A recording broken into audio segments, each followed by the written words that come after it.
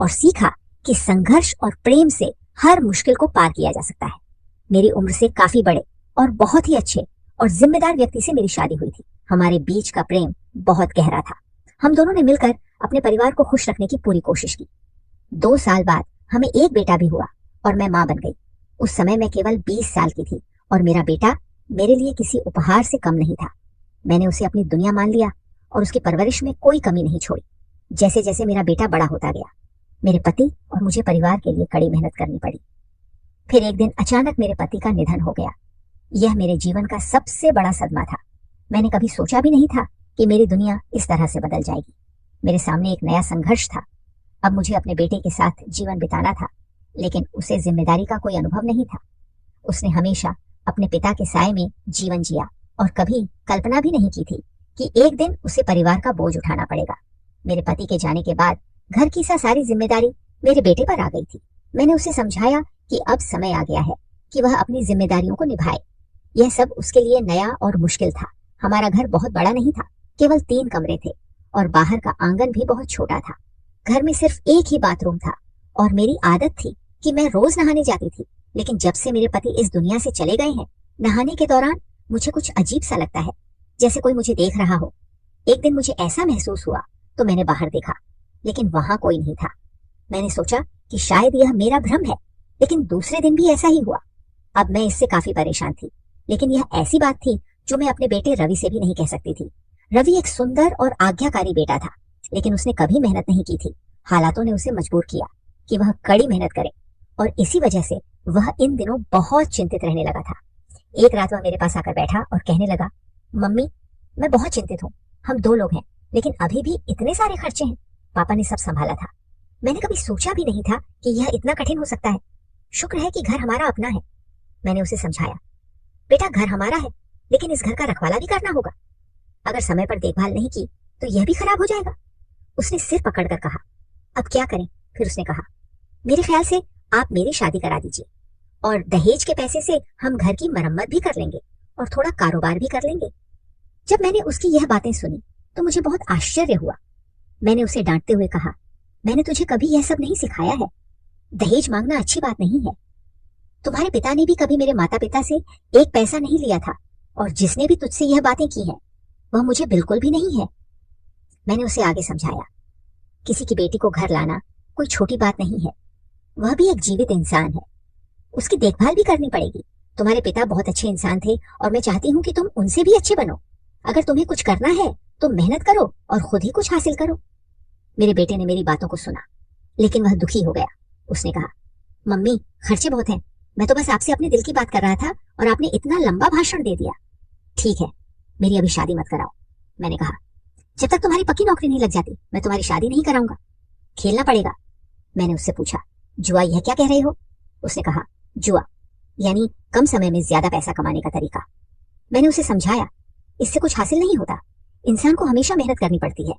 उसके जाने के बाद मैं अकेली बैठकर सोचती रही। अब मुझे न केवल अपने बेटे की चिंता थी, बल्कि बाथरूम में जो अजीब सा डर और भावना हो रही थी, उसकी भी मुझे सच में अब शक होने लगा था कि क्या यह सब मेरा भ्रम है या इसके पीछे कोई सच्चाई है। फिर मैंने सोचा कि अगर मैं यह बात रवि को बताऊंगी तो वह और ज्यादा परेशान हो जाएगा। पति के जाने के बाद से मुझे बहुत अकेलापन महसूस हो रहा था। घर की दीवारें जैसे मुझे घूर रही थी और हर रात जब मैं बिस्तर पर सोने जाती तो ऐसा लगता कि कोई मेरे पास है। मैंने खुद को समझाने की कोशिश की, यह सब मेरे दिमाग का भ्रम है, लेकिन फिर भी डर मेरे दिल में गहरा बैठा था। अगले दिन सुबह मैंने सोचा कि मुझे खुद को मजबूत बनाना होगा। मैं अपने डर और चिंताओं को इस तरह नहीं छोड़ सकती थी। मैंने ठान लिया कि मैं अपने बेटे को सही रास्ता दिखाऊंगी और उसे मेहनत का महत्व समझाऊं। मैंने उसके खाने के साथ से बुलाया और कहा, रवि, मैं समझती हूँ कि तुम्हारे ऊपर बहुत दबाव है और यह सब तुम्हारे लिए नया है, लेकिन याद रखो, कोई भी बड़ी सफलता के लिए कड़ी मेहनत और धैर्य की जरूरत होती है। 100% शॉर्टकट से कभी कुछ हासिल नहीं होता, और अगर होता भी है तो वह ज्यादा समय तक टिकता नहीं है। मैंने उससे कहा, मुझे तुमसे बहुत उम्मीदें हैं और मुझे पूरा यकीन है कि तुम सही रास्ता अपनाओगा, चाहे उसमें कितनी भी मुश्किल क्यों ना आए। उसने बस सिर हिला दिया और खाना खत्म किया। मुझे पता था कि उसे समय की जरूरत है, लेकिन मुझे भरोसा था कि एक दिन वह मेरी बात समझ जाएगा। शाम को जब मैं फिर बाथरूम में नहाने गई तो वही अजीब भावना हुई, जैसे कोई मुझे देख रहा हो। इस बार यह ज्यादा डरावना था क्योंकि यह अब रोज का अनुभव बन चुका था। मुझे लगा कि अब इसे नजरअंदाज करना सही नहीं है, इसीलिए मैंने तय किया कि अब इस बारे में कुछ कर चाहिए। फिर मैंने बाथरूम के हर कोने में जांच की, लेकिन कुछ भी असामान्य नहीं मिला। मैंने सोचा कि शायद यह मेरी मानसिक स्थिति का प्रभाव है, लेकिन वास्तव में ऐसा नहीं था। अगले दिन मेरी बड़ी बहन से मिलने एक औरत आई जिसने पहली बार मेरे बेटे को अपनी गोद में लिया था। जब वह पैदा हुआ था, वह एक दाई थी। उसने कहा, तू समझ क्यों नहीं रही है कि जिन लोगों के साथ तेरा बेटा बैठता है वे अच्छे लोग नहीं हैं। उसने मुझसे कहा, क्या तू जानती है कि उसके दोस्त ने क्या किया? मैंने उसे कहा, अगर तुम मुझे बताओगी तो शायद मैं समझ पाऊंगी। उसने कहा, मुझे लगता है कि तेरा बेटा भी वही सब कर रहा होगा। मैंने तुरंत पूछा, तुम्हारा क्या मतलब है? तो उसने कहा, उसके कुछ दोस्तों ने एक लड़की के साथ। वह बोलती रही। तभी मुझे समझ में आया कि वह क्या कहना चाह रही थी। मैंने कहा, नहीं, यह गलत है, तुम झूठ बोल रही हो। उसने कहा, मैं झूठ क्यों बोलूंगी, पूरा मोहल्ला यह जानता है। अच्छा हुआ कि अभी तक तेरे बेटे के बारे में कोई खबर नहीं आई है। मैंने कहा, मेरा बेटा ऐसा नहीं कर सकता। उसने कहा, मैं भी रवि को जानती हूँ, वह ऐसा नहीं कर सकता, लेकिन जब वह ऐसे बुरे लोगों के साथ रहेगा तो कल को वह भी ऐसा ही करेगा, और अगर उसने कुछ नहीं किया तो उसके दोस्त उसे दोषी ठहरा देंगे और खुद बच निकलेंगे। वे बहुत अमीर लोग हैं और हमारे जैसे गरीब लोग तो ऐसे मामलों में हमेशा फंस जाते हैं। उसकी बात बिल्कुल सही थी, अमीर लोग अक्सर बच जाते हैं और गरीब लोग पुलिस के हाथों पकड़े जाते हैं। शायद इसी कारण से मेरा बेटा ऐसी बातें करने लगा था। वह अक्सर कहता था, मैं जुआ खेलूंगा। एक दिन सुबह सुबह मैं बाथरूम में नहाने गई तो मुझे लगा कि मेरे पास कोई खड़ा है। मेरे चेहरे पर साबुन लगा था। मैं अपनी आंखें नहीं खोल सकती थी, लेकिन अचानक मुझे किसी की सांसों की आवाज सुनाई दी, जैसे कोई पास में सांस ले रहा हो। मैं डर गई और जल्दी से कपड़े पहनकर बाहर आई। बाहर आकर मैंने देखा कि सामने मेरा बेटा खड़ा था। उसकी हालत देखकर ऐसा लग रहा था कि वह भाग कर आया हो। मैंने उससे लगातार पूछा, क्या हुआ? उसने कहा, मम्मी, तुम परेशान लग रही हो। मैंने उसकी तरफ देखा और कहा, तुम मुझसे ज्यादा परे लग रहे हो। क्या हुआ? उसने कहा, ऐसा कुछ नहीं हुआ है, तुम ही बताओ क्या हुआ। मैं उसे क्या बताती? मैंने उससे पूछा, जब तू बाहर से आया था तो क्या तूने यहाँ से किसी को जाते हुए देखा? उसने आश्चर्य से पूछा, इसका क्या मतलब है? अगर घर में कोई होता तो मैं उसे जिंदा नहीं छोड़ता। मैंने उसे शांत किया और कहा, पहले पूरी बात तो सुन। मैंने उसे सब कुछ बताने की कोशिश की, लेकिन मैं शर्म महसूस कर रही थी। उसने कहा, मैं अभी अभी बाहर से आया हूँ और यहाँ कोई नहीं था। अगर होता तो गली में आसपास कोई दिखता। मैं सोचने लगी कि अगर कोई नहीं था तो मुझे ऐसा अनुभव क्यों हुआ? ये क्या था? वह इतनी जल्दी भाग नहीं सकता था। फिर कुछ दिनों बाद ऐसा ही एक और वाकया हुआ। जब मैं बाथरूम से बाहर आई तो मेरा बेटा फिर से वहीं खड़ा था। ये हमारे लिए बहुत ही अजीब स्थिति थी। मुझे क्यों ऐसा लगता था कि कोई मुझे देख रहा है, और फिर जैसे ही मैं बाहर आती, मेरा बेटा हमेशा मेरे सामने खड़ा होता था। हमारे घर में मेरे बेटे के अलावा कोई और नहीं था। क्या ये मेरा बेटा कर सकता है? एक दिन मेरी पड़ोसन आई और उसने कहा कि उसकी 20 साल की बेटी का वीडियो वायरल हो गया है। मैंने पूछा, कैसा वीडियो? उसने कहा, वही वीडियो जो इन दिनों वायरल हो रहा है और तहलका मचा रहा है। मैंने कहा, ये तो बहुत ही बुरा है। उसने कहा, तुझे पता है कि वीडियो किसने वायरल किया? यह सब सुनकर मैं आश्चर्यचकित हो गई और सोचने लगी कि यह समाज किस दिशा में जा रहा है। उसने कहा कि रेखा का वीडियो उसके पति ने वायरल किया है। दोनों यानी रेखा और उसका पति इस मामले में शामिल है। उसने यह वीडियो लाखों रुपयों में बेचा है। वह कहता है कि कुछ दिनों बाद लोग इसे भूल जाएंगे और जब कोई पूछेगा तो कहेगा कि वह वीडियो फर्जी था। मैंने आश्चर्य से पूछा, तुझे ये बात कैसे पता चली? उसने कहा, यह सब अब आम बात हो गई है। एक पति सिर्फ पैसे कमाने के लिए अपने पत्नी का वीडियो वायरल कर रहा है। हाँ, हम नहीं जानते कि समाज किस दिशा में जा रहा है। हमें बस अपने बच्चों का ध्यान रखना चाहिए। उसकी भी एक युवा बेटी थी जिसका नाम पूजा था। वह चाहती थी कि पूजा की शादी मेरे बेटे रवि के साथ हो। पूजा भी मुझे बहुत पसंद थी। जब मैंने इस बारे में रवि से बात की तो उसने कहा, लड़की बुरी नहीं है, लेकिन मेरी एक शर्त है। मुझे यह पसंद नहीं है कि हमारे जैसे गरीब का अमीर परिवारों में शादी हो। मैंने उसे समझाया, इस तरह की बातें मत कर। फिर कहने लगा, गरीब के घर में गरीबों की बेटियां ही आती हैं। अमीरों की बेटियां गरीबों के घर में टिक नहीं पाती। मेरा बेटा कब इतना बदल गया, यह मैं समझ नहीं पाई। मैंने उससे कहा, पहले एक अच्छी नौकरी कर ले, फिर मैं तेरा विवाह पूजा से कर दूंगी। पर ज्यादा समय नहीं लगेगा क्योंकि पूजा भी अब युवा हो चुकी है और अब तेरे पिताजी भी इस दुनिया से चले गए हैं, इसलिए अब तुझे ही सब कुछ देखना पड़ेगा। तब उसने कहा, मुझे कोई नौकरी नहीं मिल रही है, लेकिन मुझे एक काम मिला है जिसमें बहुत पैसे हैं, पर काम थोड़ा गलत है। मैंने उससे पूछा, गलत मतलब क्या है? ऐसा क्या काम है? और तू क्यों कह रहा है कि थोड़ा गलत है? गलत तो गलत होता है, थोड़ा गलत क्या होता है? मेरे बेटे ने कहा। मम्मी, अगर मैं तुम्हें बताऊं तो तुम्हें अफसोस होगा। ऐसा कुछ नहीं है, मैं तुम्हें बाद में बताऊंगा। यह कहकर वह चला गया, पर मैं सोचने लगी कि यह गलत रास्ते पर जा रहा है। उस रात सोने की कोशिश की, पर बेचैनी हो रही थी। रवि के बातों ने मेरे अंदर एक अजीब सा डर पैदा कर दिया था। रवि ही मेरा एकमात्र सहारा था और अब मुझे उसकी चिंता होने लगी थी। मैंने उसे बहुत प्यार से पाला था, उसे सिखाया था कि जीवन में सफलता ईमानदारी और मेहनत से ही मिलती है। पर अब ऐसा लगने लगा था कि वह मेरे शब्दों को भूलकर गलत रास्ते पर चलने लगा है। मेरे पति के जाने के बाद मैंने खुद को बहुत मजबूत बनाया था, पर अब रवि के बारे में सोचकर मेरा दिल कमजोर पड़ने लगा। क्या मैं रवि को सही रास्ते पर ला पाऊंगी? मेरे मन में बस यही सवाल घूमने लगा था जब से मुझे पता चला कि रेखा के पति ने उसका वीडियो वायरल किया था। ये बात सुनकर मेरे दिल में एक अजीब सी अड़चन आई और फिर मैंने सोचा कि मेरे साथ भी कोई ऐसा कर सकता है। कोई मुझे बार बार देख रहा है और मेरा वीडियो बना रहा है और मुझे इसका पता भी नहीं। ये सोचकर ही मेरा दिल दुखने लगा। मैंने अपना पूरा जीवन अपने पति के साथ बहुत अच्छे से बिताया था। मैं एक शरीफ औरत थी और अब इस उम्र में अगर मेरे साथ कुछ ऐसा हो जाता तो मैं क्या करती? अगर मेरे जवान बेटे को पता चल जाता कि यह सब कौन कर रहा है तो वह चुप नहीं रहता। ये सब सोचकर मुझे बहुत डर लगने लगा था। मेरी उम्र अभी सिर्फ 36 साल थी और मेरा बेटा अभी अभी जवान हुआ था। मैं उसकी शादी कराना चाहती थी। एक बार जब मैं नहा रही थी तो मैंने बाथरूम में बारी के पास कपड़े रखे, लेकिन जब मैं बाहर आई तो कपड़े अपनी जगह से हटे हुए थे। आज मैं घबरा गई, मेरे साथ यह सब कर रहा था कौन? पर यह सोचने वाली बात भी थी कि किसी को यह कैसे पता चलता है कि मैं कब नहाने जाती हूँ, क्योंकि मैं किसी एक समय पर तो नहाती नहीं थी। कभी सुबह, कभी दोपहर और कभी खाना बनाने के बाद नहाती थी। गर्मी के मौसम में तो मैं दिन में 2 बार नहाती थी, क्योंकि मुझे बहुत गर्मी लगती थी और मैं अपने मन को साफ और तरोताजा रखना पसंद करती थी। मैं समझ नहीं पा रही थी कि क्या हो रहा है, लेकिन मैंने तय किया कि अब मैं अपने बेटे से इस बारे में बात करूंगी। मैंने उससे यह बात कभी नहीं कही थी, लेकिन अब मैंने उससे कहा, जब मैं नहाने जाती हूँ तो ऐसा लगता है कि कोई मुझे देख रहा है। मुझे शक है कि यह किसी खिड़की या छत की रोशनदान की तरफ से हो रहा है। मैंने सोचा था कि यह सुनकर मेरा बेटा गुस्से में पागल हो जाएगा और कहेगा, कौन है यह, चल इसे ढूंढ निकालेंगे और उसे छोड़ेंगे नहीं। लेकिन उसकी प्रतिक्रिया ने मुझे आश्चर्यचकित कर दिया। उसने सिर्फ इतना कहा, कोई बात नहीं, आपने शायद गलती से देखा होगा, इसे छोड़ो, चिंता करने की जरूरत नहीं है। मुझे हैरानी हुई कि उसने इस बात को इतनी हल्के में क्यों लिया।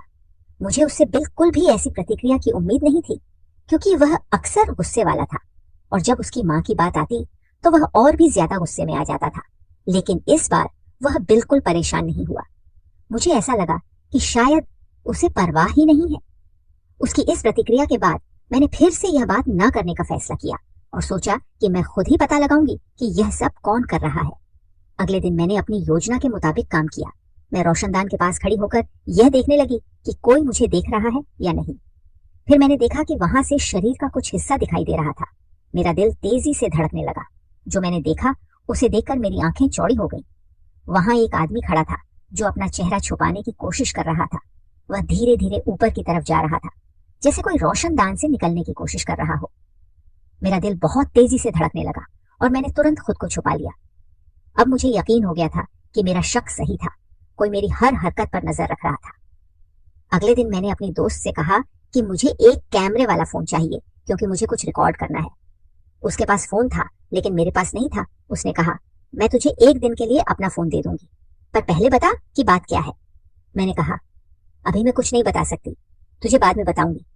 मैंने अपनी दोस्त से फोन लिया और उसे ऐसी जगह पर रखा जहां से सही तरीके से रिकॉर्डिंग हो सके।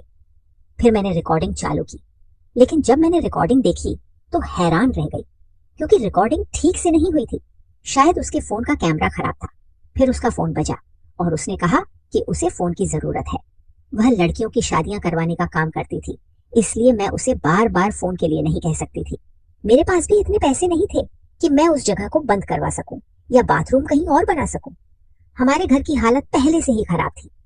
मेरे पति के निधन के बाद मुझे पता चला कि उन पर बहुत कर्ज बाकी था, इसलिए धीरे धीरे लोग आकर मुझसे अपने पैसे मांगने लगे थे। मेरा बेटा का भी स्थायी नौकरी न होने के कारण वह कुछ कर नहीं पा रहा था। इन दिनों वह बहुत परेशान था। एक दिन फोन पर किसी से बात कर रहा था और उसने कहा, आजकल लोग अपनी वीडियो से बहुत पैसा कमा रहे हैं, लेकिन वीडियो बनाना इतना आसान नहीं है और यह तो सिर्फ 1 दिन की बात होती है। दूसरा वीडियो आते ही लोग पहले वाले को भूल जाते हैं। उसकी बात सुनकर मुझे आश्चर्य हुआ। मैंने सोचा, अगर कोई पति पैसे कमाने के लिए अपनी पत्नी का वीडियो वायरल कर सकता है तो क्या मेरा बेटा भी पैसे कमाने के लिए मेरा वीडियो वायरल नहीं कर सकता? अगर ऐसा नहीं था तो मेरा बेटा ऐसी बातें क्यों कर रहा था? उसके पास कोई खास काम नहीं था। एक समय वह कार के शोरूम में काम करता था, जिससे वह थोड़े पैसे कमा लेता था, लेकिन वह नौकरी स्थायी नहीं थी। जब उसने फोन काटा तो मैं तुरंत उसके पास गई और पूछा, तू किससे बात कर रहा था? कौन सा वीडियो बनाएगा और वायरल करेगा? क्या तू भी वही करने की सोच रहा है जो उस आदमी ने अपनी पत्नी का वीडियो वायरल करके किया था, मेरे बेटे को? मेरी बात सुनकर कोई आश्चर्य नहीं हुआ। उसने कहा, मम्मी आप क्या बात कर रही हो? आप कहाँ जा रही हो? इस बात को लेकर मैं अपने दोस्त से बात कर रहा था। फिर मैंने उससे पूछा, किस बारे में बात कर रहा था? आजकल हर जगह महिलाओं के वीडियो ही वायरल हो रहे हैं, जिनमें वे या तो डांस कर रही होती हैं या कुछ और। मुझे सच सच बता, क्या तू भी कुछ गलत कर रहा है? अगर ऐसा है तो मैं तुझे जेल से भी छुड़वा लाऊंगी। यह सुनकर उसने गुस्से में जवाब दिया, मम्मी मैं ऐसा कुछ क्यों करूंगा जिससे मुझे जेल जाना पड़े? फिर मैंने उसे याद दिलाया, मैंने तुझसे कहा था ना, जब मैं नहाने जाती हूँ तो मुझे ऐसा लगता है कि कोई मुझे देख रहा है। उसके बारे में तू क्या कर रहा है? पहले तो उसने हंसते हुए इसे टाल दिया और कहा, मुझे लगता है कि आपको वहम हो गया है, ऐसा कुछ भी नहीं है। अब मुझे भी गुस्सा आ गया। मैंने उससे कहा, और अगर ऐसा हो रहा हो तो तू क्या करेगा? तुझे यह सब हटाना चाहिए और तुझे शर्म आनी चाहिए। पहले उधार के पैसे लेकर बाथरूम की स्काईलाइट बंद करवा। स्काईलाइट इतनी बड़ी है कि कोई व्यक्ति यहाँ से कूद भी सकता है। जब तेरे पिताजी ने बाथरूम बनवाया था तब ऐसा जमाना नहीं था कि इन सब बातों का ख्याल रखना पड़े। मैंने सोचा था कि यह सब सुनकर मेरा बेटा गुस्से में आ जाएगा और कुछ करेगा, लेकिन वह शांत बैठा रहा। उसने तो एक अजीब बात कह दी, अगर आपको लगता है कि बाथरूम में जाते वक्त कोई आपको देख रहा है तो आप बाथरूम में मत जाओ। मैंने इस बात को बहुत सोचा और अब समझ आ गया कि मुझे क्या करना है। इस घर में और कोई नहीं था, इसलिए मैंने अपने बेटे पर नजर रखनी शुरू कर दी। बाहर से कोई अनजान व्यक्ति घर में नहीं आता था, इसलिए मुझे आश्चर्य हुआ कि अचानक ऐसा क्या हो गया है। पहले उसे छोटी छोटी बातों पर गुस्सा आता था, लेकिन अब वह बिल्कुल सामान्य हो गया था। दूसरी तरफ पूजा की माँ बार बार कह रही थी कि उसकी बेटी मेरे बेटे को पसंद करती है। वह चाहती थी कि मैं उससे कहूँ कि वह कोई अच्छी नौकरी ढूंढे ताकि वे सगाई कर सके, लेकिन मुझे लग रहा था कि इन दिनों मेरा बेटा किस दिशा में जा रहा है ये मैं समझ नहीं पा रही थी।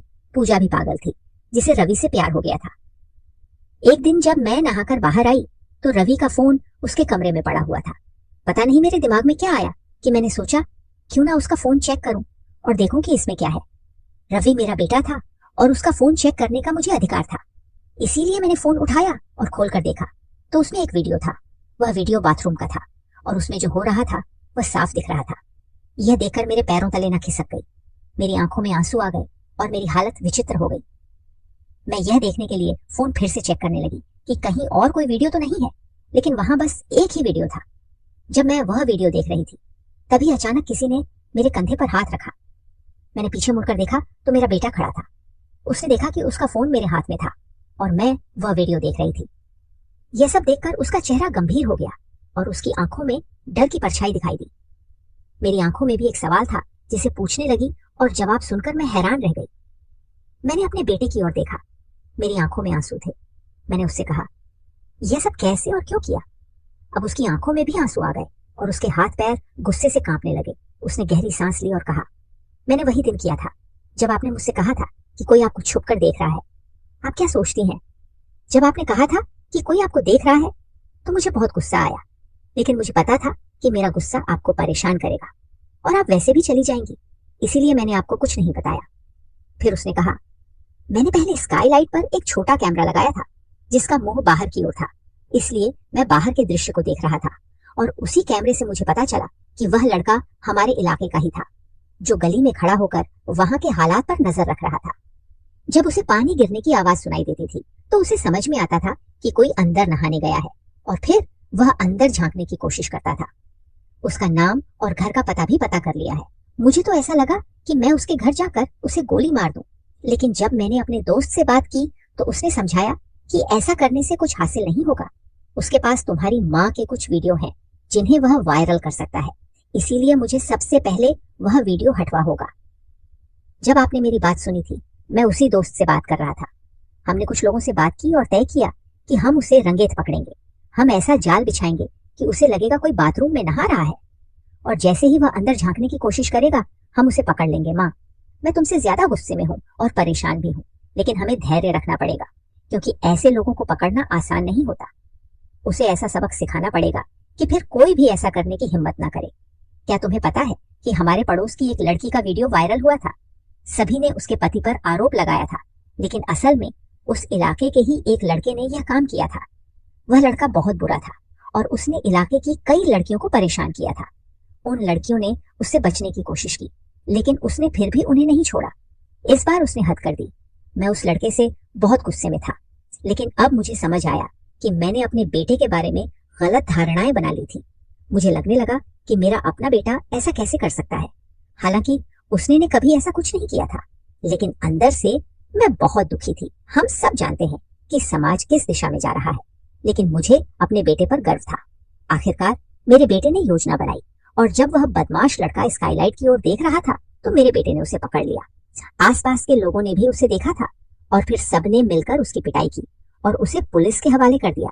उसका मोबाइल और बाकी सबूत मिल गए, लेकिन बाद में पता चला कि उसमें कोई वीडियो नहीं था। हालांकि उसने कई अन्य लड़कियों के भी वीडियो बनाए थे। पुलिस ने कहा कि उसके खिलाफ कई केस दर्ज किए जा सकते हैं। FIR दर्ज करवा दो और हम इस मामले की तहकीकात करेंगे। इस घटना के बाद हमने बाथरूम की स्काईलाइट भी बंद करवा दी। मेरे बेटे को भी नौकरी मिल गई और हमने उसका विवाह पूजा से करवाने का निर्णय लिया। दोनों की सगाई हो चुकी थी और अब शादी होने वाली थी, लेकिन अभी भी जब उस समय की बातें याद आती हैं तो मुझे गुस्सा आता है। ये सब मेरी उस दोस्त की वजह से हुआ जो इलाके के लोगों से बातें करती थी, और अब उसकी बेटी मेरे घर की बहू बनने जा रही थी। लेकिन उसकी बेटी अपनी माँ जैसी नहीं है। मेरी दोस्त बुरी नहीं है, हाँ, लेकिन उसकी हरकतें मुझे सही नहीं लगी। मेरा बेटा ऐसा कुछ नहीं कर सकता था, लेकिन उसने मेरे मन में कई नकारात्मक बातें डाल दी थी, जिससे मैंने अपने बेटे के बारे में गलत सोचना शुरू कर दिया। कैसे भूल गई कि मैंने उसे अच्छे संस्कार दिए हैं। अब जब पूजा और रवि की शादी का दिन नजदीक आ रहा था, तो रवि और पूजा की शादी की तैयारियां पूरे जोर शोर से चल रही थी। घर में हर कोई उत्साहित था, लेकिन मेरे मन के एक कोने में उस घटना की यादें बार बार लौट आती थी। शादी की तारीख नजदीक थी और मैंने अपने बेटे से वादा किया था कि मैं उस घटना को पीछे छोड़ दूंगी, लेकिन कभी कभी उन पलों की यादें दिल को कचोटती। शादी वाले दिन पूरा घर सजा हुआ था। रिश्तेदार, दोस्त और पड़ोसी सभी आए हुए थे। पूजा बेहद खूबसूरत लग रही थी और रवि की आंखों में खुशी और प्यार साफ दिखा दे रहा था। जैसे ही शादी की रस्में शुरू हुई, मैं एक पल के लिए पीछे हटकर उन दोनों को देख रही थी। तभी मेरे मन में एक अजीब सी हलचल होने लगी। मैंने महसूस किया कि मेरी दोस्त पूजा की माँ मेरे पास आई और धीरे धीरे बोली, मैं जानती हूँ कि तुम मुझसे नाखुश हो, लेकिन एक माँ होने के नाते मैं सिर्फ तुम्हारी तरह अपनी बेटी की सुरक्षा चाहती थी। मैंने उसकी बात सुनी और महसूस किया कि शायद मैं भी कहीं ना कहीं गलतफहमी का शिकार हुई थी। मैंने उसे देखा और कहा, मैंने कभी तुम्हें दोष नहीं दिया, बस परिस्थितियां ऐसी थी कि मैं खुद उलझ गई थी। उसने मेरा हाथ पकड़ा और कहा, अब यह सब पीछे छोड़ दो। हम दोनों की संतानें अब एक नया जीवन शुरू कर रहे हैं, हमें भी उनके साथ आगे बढ़ना चाहिए। उसकी बात सुनकर मुझे एहसास हुआ कि शायद अब समय आ गया है कि मैं भी अपनी पुरानी चिंताओं को भुलाकर आगे बढ़ूं। फिर मैंने उसे गले लगाया और कहा, तुम सही कह रही हो, अब हमारा काम सिर्फ अपने बच्चों को खुश देखना है। शादी की रस्में पूरी हो गई। रवि और पूजा ने सभी बड़ों का आशीर्वाद लिया। मेरे दिल में अब सुकून था। मैंने अपनी आंखों में नमी महसूस की, लेकिन इस बार यह आंसू खुशी के थे। शादी के बाद जब पूजा हमारे घर आई तो वह मेरे पास आई और बोली, माँ, अब हम सभी को मिलकर आगे बढ़ना है। मैं आपका विश्वास और प्यार चाहती हूँ, ठीक वैसे ही जैसे आपने रवि को दिया है। फिर मैंने उसे गले लगाते हुए कहा, तुम मेरी बेटी हो पूजा, मैं हमेशा तुम्हारे साथ हूँ। उस पर मैंने महसूस किया कि रिश्तों में सबसे जरूरी चीज समझदारी और विश्वास होती है। जो कुछ भी हुआ वह अब हमारे पीछे था और हमें अब भविष्य में एक नई शुरुआत करनी थी। समय बीतता गया और हमारे घर में खुशियों का माहौल बना रहा। मैंने अपने मन की शंकाओं और डर को भुलाकर एक नई शुरुआत की। जीवन में आई हर मुश्किल ने मुझे सिखाया कि रिश्तों को मजबूत बनाए रखने के लिए प्यार और विश्वास ही सबसे बड़ा सहारा है। अब रवि और पूजा का रिश्ता समय के साथ और भी गहरा होता गया और हमारे परिवार में प्यार और एकता हमेशा के लिए बनी रही। तो दोस्तों, ये थी हमारी आज की छोटी सी कहानी। आपको यह कहानी कैसी लगी कमेंट करके जरूर बताएं। अगर आपको यह कहानी पसंद आई हो तो इसे लाइक करें और आगे भी ऐसी ही रोमांचक कहानियों के लिए हमारे चैनल को सब्सक्राइब करें और बेल आइकन दबाना ना भूलें, ताकि आप हमारी कोई भी कहानी मिस ना करें। धन्यवाद।